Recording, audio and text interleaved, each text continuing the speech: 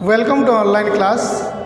Today we will discuss second class CBS book, chapter number 2. The name of the chapter is Growing Up.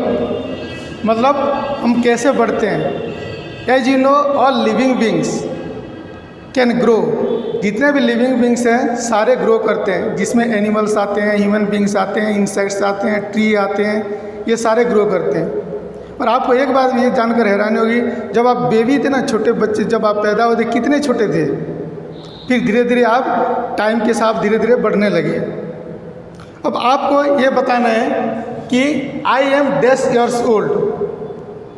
आप उसमें अपना उम्र लिखनी है. Second question, I am a small.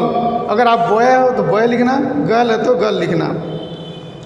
अब है when whom do you call living thing. अब living thing किसको कहते हैं? जितने भी जो भी चल सकते हैं, खा सकते हैं, अपनी तरह की पैदा कर सकते हैं, ये सारे लिविंग बींग्स होते हैं. अपने आप जो चल सकते हैं ये सारे लिविंग बींग्स हैं. इसमें ह्यूमन बींग्स आते हैं, जैसे मैंने पहले बताया था, ट्रीज आते हैं, इंसेक्ट्स आते हैं, एनिमल्स आते हैं, ये सारे. हम भी जो लिविंग बींग्स हैं टाइम के साथ बढ़ते हैं.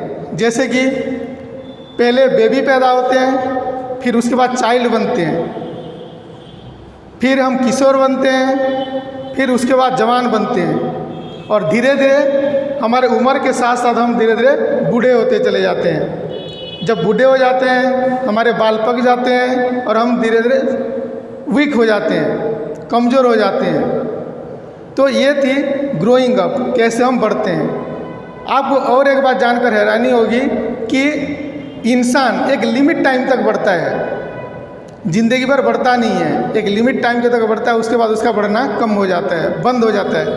लेकिन जो ट्रीज हैं, पेड़ पौधे, ये उम्र भर तक बढ़ते रहते हैं. जितने तक उनका ज़िंदगी है उतनी तक जब तक उनको हम काट ना दें तब तक वो अपने आप बढ़ते रहते हैं. Thank you.